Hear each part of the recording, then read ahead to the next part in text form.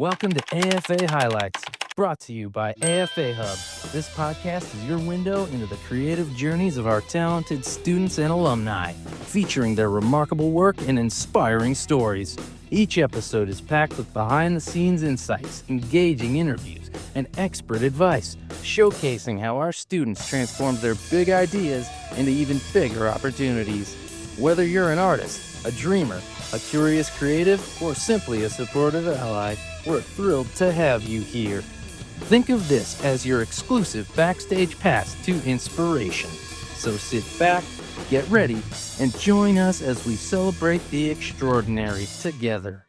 Hi guys, Shannon here with AFA Highlights. Welcome back to the show. We're so excited to have you here where we celebrate the accomplishments of AFA students and alumni. I have a special guest today and I'm so excited to introduce him to you. He is not only an experienced TV and film editor, he is not only a musician who's had his music go all over the world. He's not only someone who has hired and mentored students at AFA, but he's also my music partner.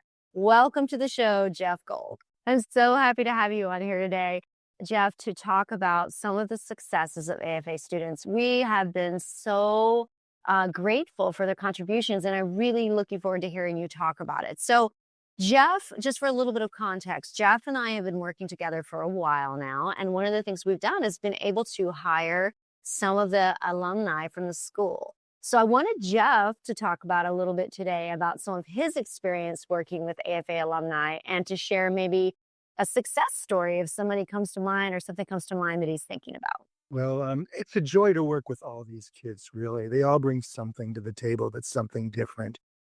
Personally, I've always liked working with characters. Was an editor for 30 years. I worked with all kinds of people, and here we go again. And I don't know, if you take a little time and listen and make sure people understand no matter what, and we'll take each thing as a learning experience as they go along, you can really make a lot of progress.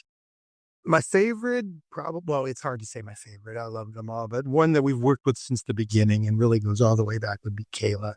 She is, an amazing artist, for one thing. Her best skill is designing characters. If you tell her what we want or whatever, she just comes up with the right little expressions and, eyes and whatever. And she just does these cute little things. And anytime you have another idea or something, or you want to change something or whatever, she'll drink it right in. And then maybe you can come up with something better beyond that. It's just like a joy to work with her and stuff like that. And she's really on top of it. I mean, she's on time, make sure she's clocked in on time. And, it really just very professional. It's amazing the things that they do teach you at AFA. I mean, some of them really come through and are professional. They're excellent. Exactly. And that's one of the things Jacob and I were talking about in another episode is just how AFA strives to teach more than just a technical skill. They're trying to teach social skills, team skills, and professionalism. And you would say in your experience working with AFA students that you've seen that. Oh, yeah. I mean, there's different levels and different directions. And sometimes you have to hunt for it, too, because people do things different ways and stuff. But they definitely... I mean, they have to be able to communicate with us. And if there's one hard part about it, it would be if there's something that isn't necessarily done wrong, but maybe, Shanna, you or I get a different idea about it. And it's a better idea. It's got nothing to do with it. We have to make sure to present it in a way that it's nobody's fault. And so confidence, know what you're doing, be strong in yourself, and don't be afraid to be wrong. That's the learning experience, or to have things change along the way, because that's the biggest thing is you can't expect things to go A, B, C, D, E, F, G. They never do in television or music or anything like that. There's things along the way, and getting back up off that horse after weird things happen, that's the key. And some kids are really good at it. They must deal with that nicely at AFA, because some kids just, yep. And others you work with a little bit. That's a really good note, Jeff, because I think even you and I have learned that. We've only been producing at the level we're doing now for 5 years. And we've learned that it's development. And development means that sometimes we get into something and we go, that's not working. And it may have nothing to do with the creative designer like a Kayla or someone else on our team who's designing it. It may be just we didn't give the right notes, or we didn't know, or we figure something out in process. And so I agree with you that being able to take critique, feedback, and adjustment is a huge skill that like every student, every worker, even us, we have to practice and incorporate into our lives is how do we take critique and then incorporate what needs to change, and be okay with it. That's an important skill. Yep, it really is. Yeah. And almost as important as the technical skills because a lot of people are really good with the technical and creative skills, but can they communicate? Can they fit in with the team? Those are the really important, those are the things that make the difference. That's what gets you hired. And I would say, and I think you would agree, as someone who hires young people in this PIP, has often that those are important skills. I actually assess for that when I'm interviewing, and that's something that is going to make or break a lot of times a quality mentorship and hiring is how do they incorporate in, how are they able to communicate to us, and how are they able to take communication and be part of a team. That's a good note. So Jeff, you had a long career as an editor and you worked with a lot of different networks and all kinds of things. What are some things you learned in your career doing that kind of work? Well, number one is that right or wrong, your client is always right. That's a very important thing to remember. Whatever they want, and you can suggest things along the way, but take no for an answer because they might know something you don't, or they might just not be very smart. It's not your problem. Your job is to do what they want you to do. When it's your money and it's your project, then you get to tell them what to do. But when you're working for them, they get the final say. Yeah, that's a really good note. Because, and that's the thing as creatives, right? When we're hired guns, like sometimes you're like, oh, but this would be better this way. But the client has the final say. It's their project. And at the end of the day, they're helming the ship, So we have to all listen because sometimes when I hire a student, like I'm hiring them for a project that's a client outside of myself and I have to answer someone or I have to answer to a team. And that team may have a different thought than even I have, but I answer to it because it's whoever's in charge, whether that's a group or an individual, they get to have the final say. One more question. If you were to speak to some person, young person maybe who's sitting on the couch right now, or they're at their computer watching this show and they're like, I have a creative dream. I want to be an editor, or I want to be an animator, or I want to learn to be better at illustration. What would you say to them about that creative dream? Well, the obvious one is follow that dream. If it's in your heart, go for it. You should, and don't, if people tell you it's crazy or it's nutty or whatever, get another opinion. Get a lot of other opinions. Keep on working. If a couple of people like it, that just means more people are going to like it, And if nobody does, then maybe you need to rethink it and try something else, dig into your heart.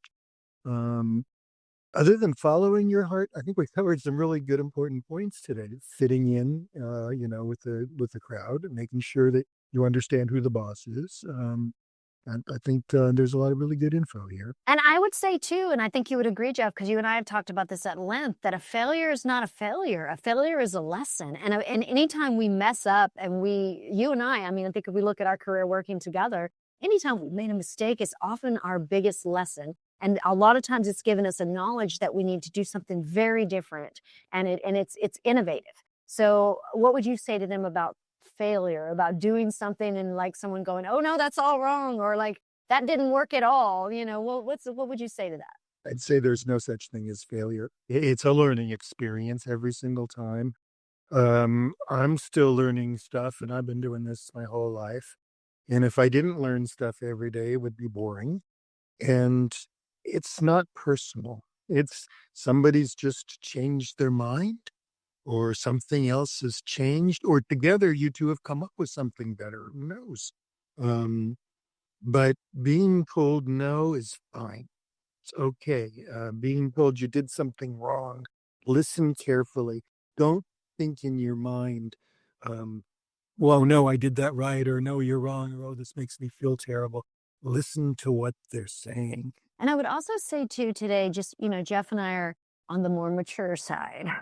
So I'd like to say something to anyone who's like, maybe you've already had a career, or maybe you are not a young person sitting on the couch. Maybe you're someone like us who's 40, 50, 60, and you're like, you know what? I've had this creative passion. I've been dabbling, or I've been thinking about it, or it's something I've always been intrigued by. I would say to you too to pursue your passion. And Jeff, I know you had music in your life even while you were editing, but you took a turn when you retired and you focused on music. Wouldn't you say that it's never too late to become serious about a passion and to do something new and different? I played guitar since I was born pretty much. And at the age of, 50, I started taking piano lessons. And now I can play pretty well. So there you go.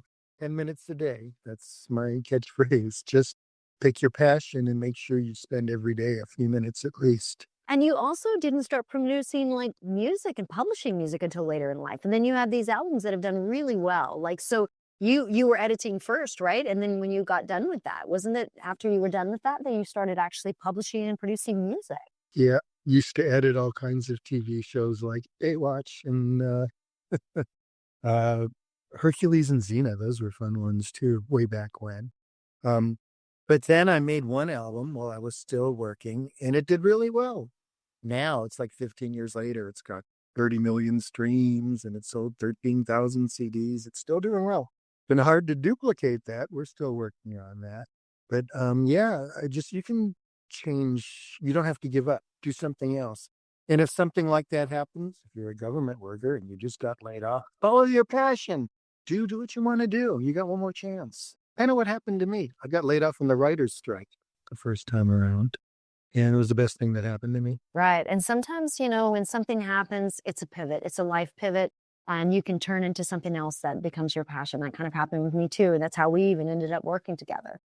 So we both believe in pursuing your passion, that it's not too late. You're not too old. You're not too, boring. You're not done. And all you need to do is, like Jeff said, make the time in your life and focus on it and give it some attention. And you could have a whole new career, even whether it's a hobby or a career. You could have a whole new thing happen in a year if you just sit down and create some time for something that you love. Yeah, spending it on yourself, really. Investing in yourself. That's important. All right, guys. Thank you so much, Jeff, for being on the show. Guys, this is Shanna Forstall hosting season 1 of AFA Highlights, where we talk about the successes of AFA Hub and its alumni. Thank you for being here for the show. We hope you'll come back and join us. Have a great day, everybody. Thanks for being here. Thank you for tuning in to this episode of AFA Highlights. We hope today's stories brightened your day and inspired you to connect more closely with AFA Hub. Every time you listen, like, follow, or subscribe to our student projects, you're helping to pave the way for their future success. If you're ready to unleash your creativity, remember that AFA Hub dives deep into the exciting worlds of animation, film, game design, and visual effects.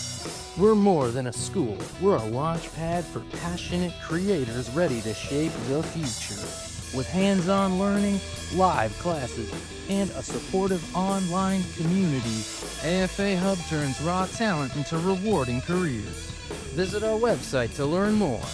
Share this episode with someone who would enjoy it, and don't forget to subscribe to our channel to get notified about new episodes. We'll be back soon with a new episode. Thank you for listening.